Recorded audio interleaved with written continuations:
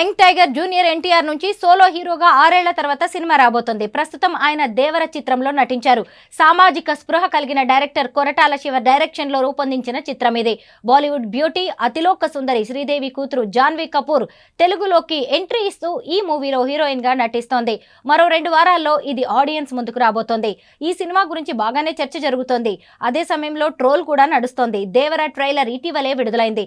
Coastal area back drop లో cinema సాగుతుందని trailer చూస్తే అర్థమవుతుంది. ట్రైలర్ లోనే సినిమాలోని అసలు కథ చూపించారు డైరెక్టర్ కొరటాల శివ. ఇందులో ఎన్టీఆర్ డ్యూయల్ రోల్ చేస్తున్నారని తెలిపారు. పెద్ద ఎన్టీఆర్ దేవర పాత్రలో కనిపిస్తుండగా కొడుకు ఎన్టీఆర్ పాత్రలో కనిపిస్తాడట.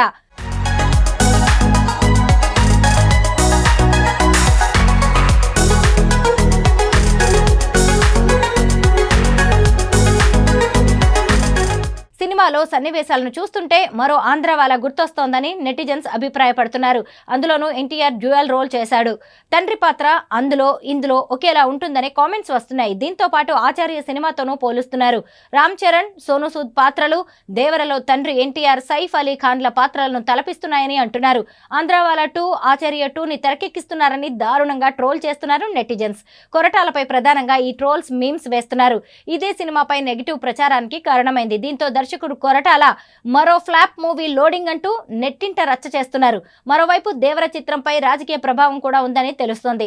చంద్రబాబు నాయుడిని సీఎంగా ఉన్న వైఎస్ జగన్ జైల్లో పెట్టినప్పుడు ఎన్టీఆర్ ఖండించలేదు. ఆ సమయంలోనే బాగా విమర్శలు వచ్చాయి. తారక్ పై ట్రోలింగ్ కూడా నడిచింది. టీడీపీ కార్యకర్తలు చాలా మంది ఎన్టీఆర్ పై విమర్శలు చేశారు. ఈ పరిణామాలతో ఎన్టీఆర్ కి నందమూరి టీడీపీ ఫ్యాన్స్ కి మధ్య గ్యాప్ వచ్చిందనే ప్రచారం నడిచింది. ప్రస్తుతం దేవర సినిమా నెగిటివ్ టాక్ కి కూడా ఆ ప్రభావం ఉందని చెబుతున్నారు.